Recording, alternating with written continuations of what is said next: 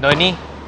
Minsan kung sinong gusto mo, parang umalayo, ayaw sa'yo.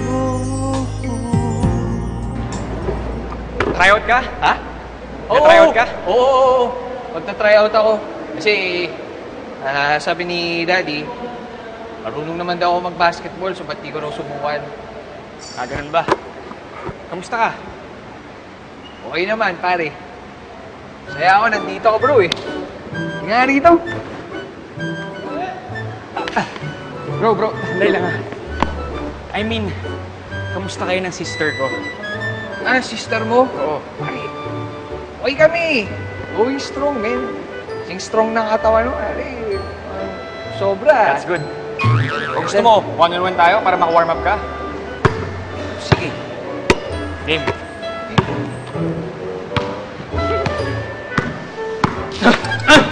Game.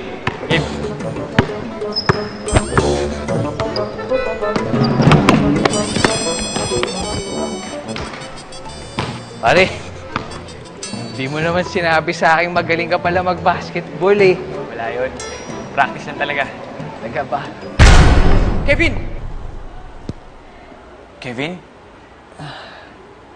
Kevin, okay ka na ba? Kevin? Noni.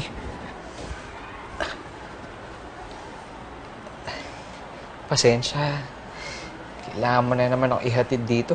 Pangalawang beses ko nang nahimatay. Alam mo, palagi ka nalang nahihimatay. Sa susunod, ayoko na naka-aksidente ka. Buti na lang, hindi ganun kalakas yung tama sa ulo mo. Nag-alala ka? Siyempre naman. Ang bait-bait mo talaga sa akin. Ang bait-bait mo rin naman kasi sa akin.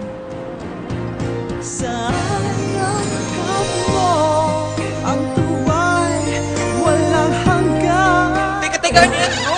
Sorry. Gusto kasi kitang yakapin eh, pero I wanted more. Kaya siguro kita gustong i-kiss. Pero please, Noni, don't get me wrong. I'm just really admiring you. Wala namang ibig sabihin yun eh. Sorry if I gave you the wrong idea. Gusto kita maging kaibigan. Pero hindi kita kaya maging kaibigan. Sorry bro, pero hindi tayo talo.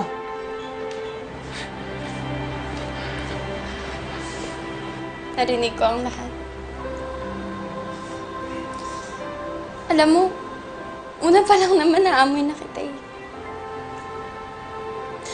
Pero nung pinagsigawan mo sa lahat na you like me, aaminin ko, na-flatter ako.